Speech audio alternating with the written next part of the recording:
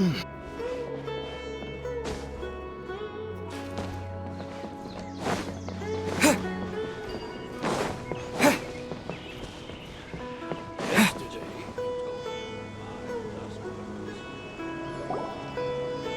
right, next let's see right hand. Yes, not bad. But please remember that you still need to be careful. Understand? Yes, I will. By the way, Master, I still haven't received the patrol route for today. Look, Kale, today's patrol will be a long one, so you won't be coming along this time. Besides, there's a chance we may encounter... well, you understand. But I have a vision too! Am I useless to everyone now? Don't talk like that, Kale. This is not something you need to be worrying about right now. Ah, there you are. Feeling any better?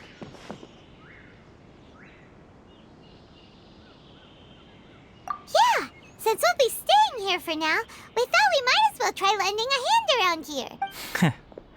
Seems you're not the type to sit back and take it easy for a while, huh?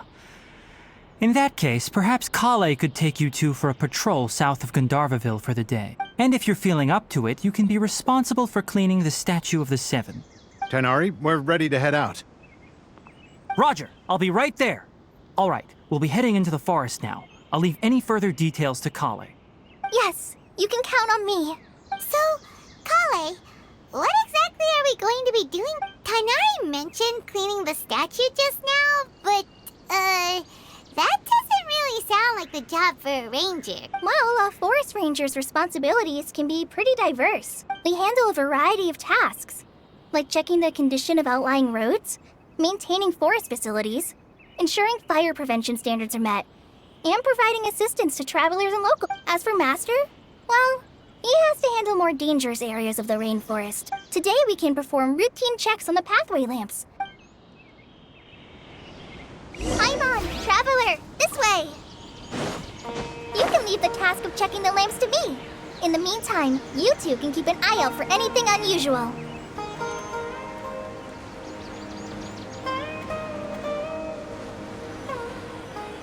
Nothing wrong with these two lamps. Let's move to the next ones.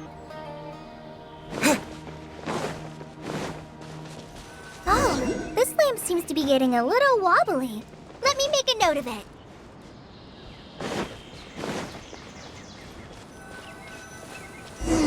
No problems with this lamp. Good.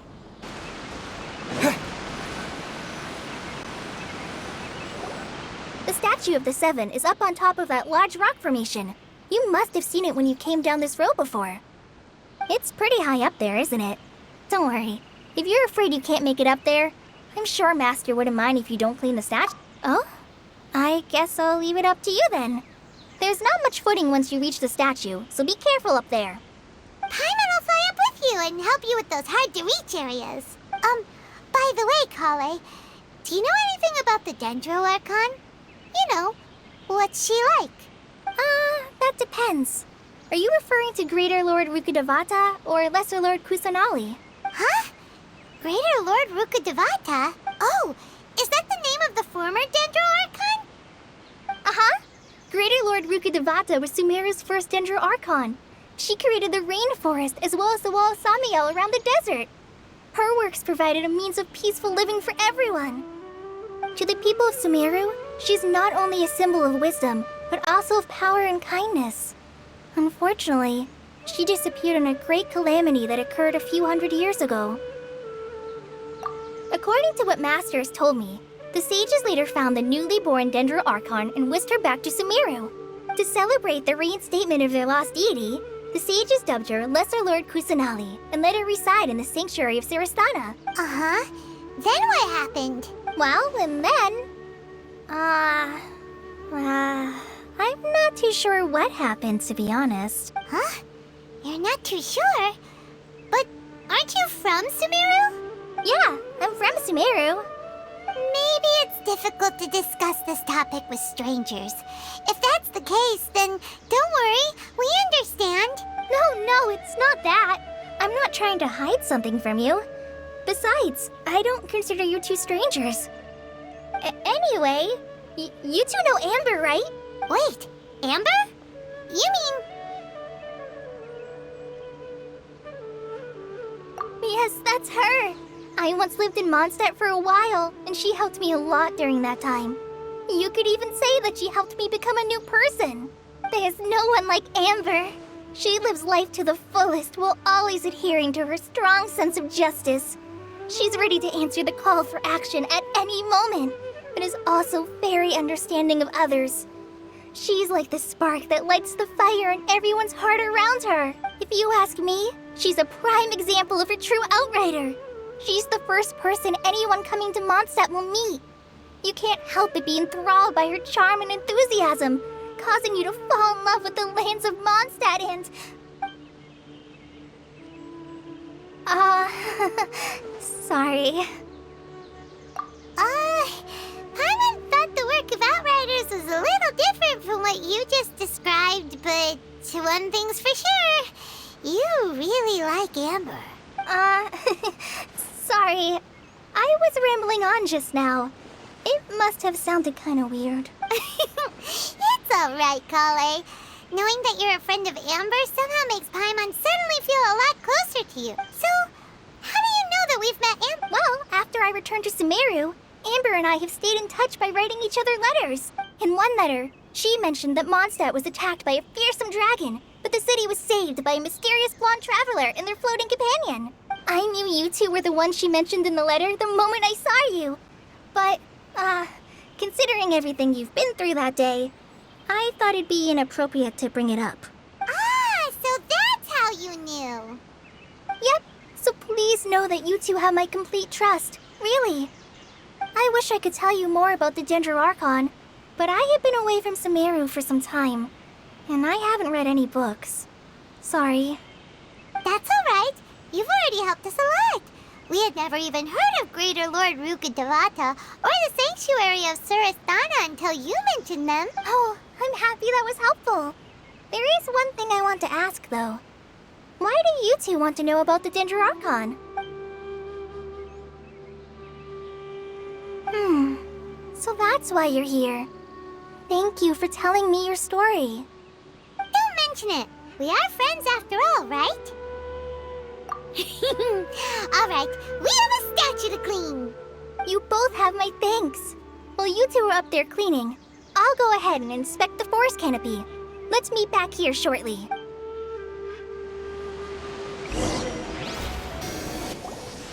Huh. Now that Paimon looks at it, the deity that's carved on the statue is kinda small. Do you think she's supposed to be Greater Lord Rukkhadevata or Lesser Lord Kusanali? The name does seem to fit the statue somehow. Well, anyway, we'll have to figure that out later. Let's get started on cleaning the statue. Paimon will fly up and take care of the top, and you clean everything below.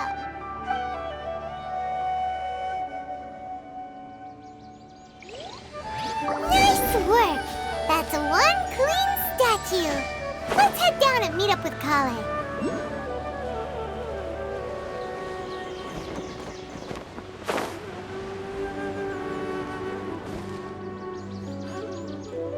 Kale, we're back! Welcome back! You must be tired after all that climbing. Let's take a little break. I brought some fruit and water for us. Yay, food! What kind of goodies did you bring? Hey, don't be a party pooper. It's not like Kale is a stranger or anything. Besides, the best way to compliment a chef is to show passion for their food. Xiangling taught Paimon that. I prepared a nice portable dish that forest rangers like to eat called pita pockets. I hope you'll like them. Whoops! Ah, no, you dropped it on the ground! Not to worry. I wrapped a few layers of oiled paper around each pita. They should be fine. Oh, whew.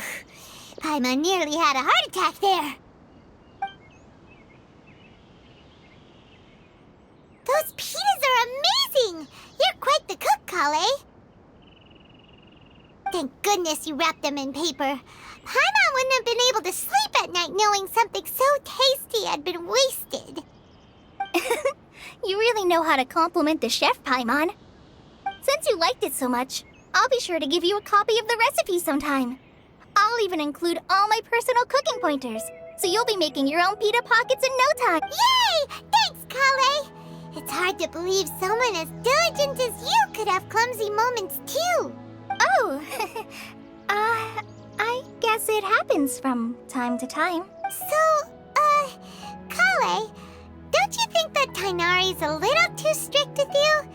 He won't let you touch anything without his permission. Paimon knocks stuff over all the time flying around the Traveler, but he's never said anything. Everyone has their clumsy moments. No, you've got the wrong idea about Master. Sure, he may seem a bit harsh at first, but with some time, you'll see that he's actually very kind-hearted. I've heard the veteran rangers say that Master is from some ancient and mysterious race that is known for their cunning wit and reclusive nature. Oh, by the way, you've heard of the Academia, right? Well, there's a group called,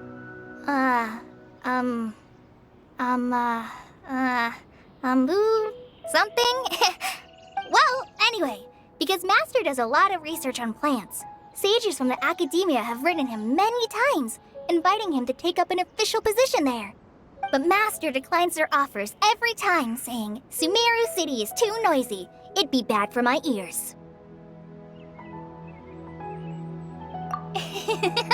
I know, right? I've always wanted to pet them too. Anyway, Master could have easily left the rainforest to take up a position at the Academia, but he chose to stay here instead as a forest watcher, helping the locals every day and passing on his knowledge to trainees. In fact, Master's the one who taught me how to make pita pockets. Really? Paimon would have never guessed that. Oh, speaking of Tainari, he was the one who took care of you after finding you passed out yesterday. He even carried you all the way here. Paimon's still kinda upset, though. He kept scolding Paimon the entire way here. Oh no, I'm sorry. Master might have been overreacting a little. But, it's mostly because Paimon wouldn't stop yelling, Why, oh why, is he going to die?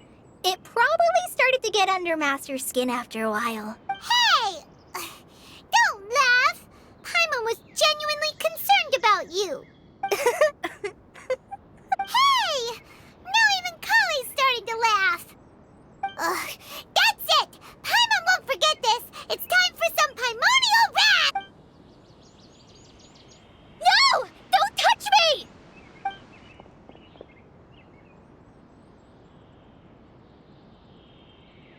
Oh, sorry, Kale. Paimon didn't mean to scare you. No, I just... I didn't mean that. Kale, are you okay? What's the matter? No, I'm fine. I'm sorry. I must have startled you both reacting like... Oh, well, it's getting late now. Let's hurry back to Gandharvaville. Huh? What was up with Kale just now? And why is she in such a hurry all of a sudden?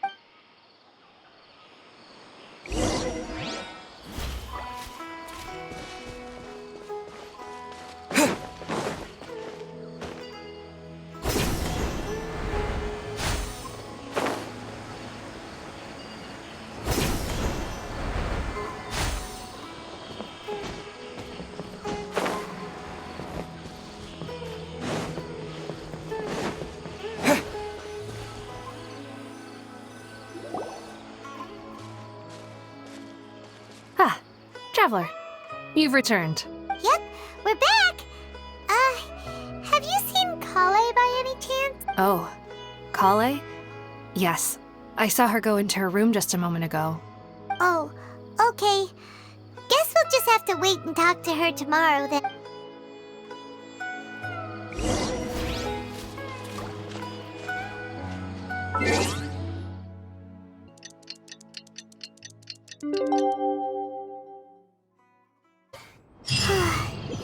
Paimon was thinking all night about what happened with Kale, and still can't figure out what the problem might be.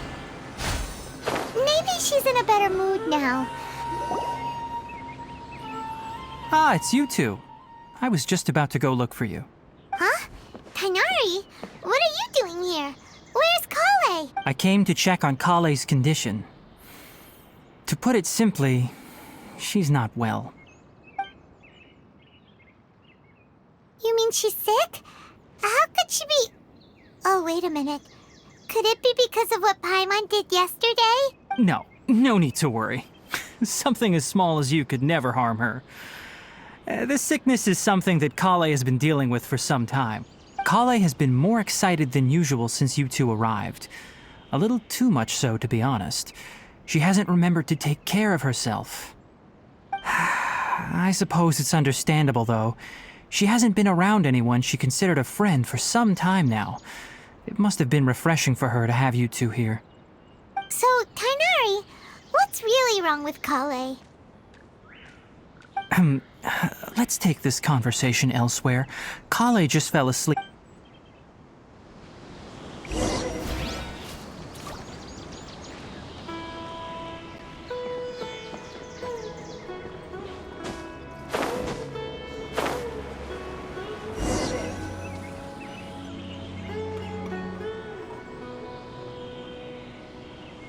All right, let's continue our conversation here, shall we? To be honest, I hadn't realized that you're that honorary knight from Mondstadt until Kale told me just now. I've also heard all about your deeds in Liyue and Inazuma. So, just to clarify, what I'm about to tell you about Kale is not because of who you are or, well, because Kale asked, and honestly speaking, I was against Kale revealing her past to you. But she insisted, saying you two treated her with sincerity and as a friend. So now she wishes to reciprocate the gesture. So, Tainari, what exactly is wrong with Kale?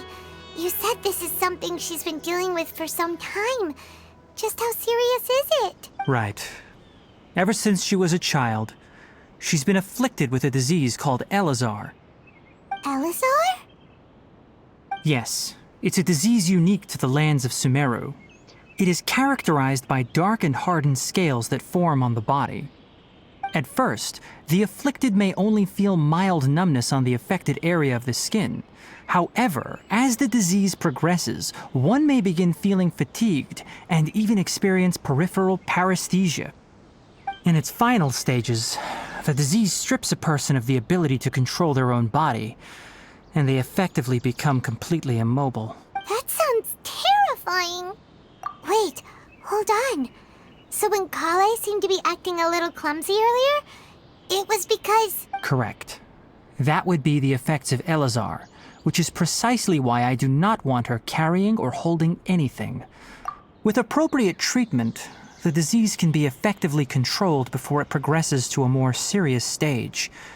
However, there is unfortunately still no true cure for Elazar. Nevertheless, Kale's mother still hoped that there was something out there.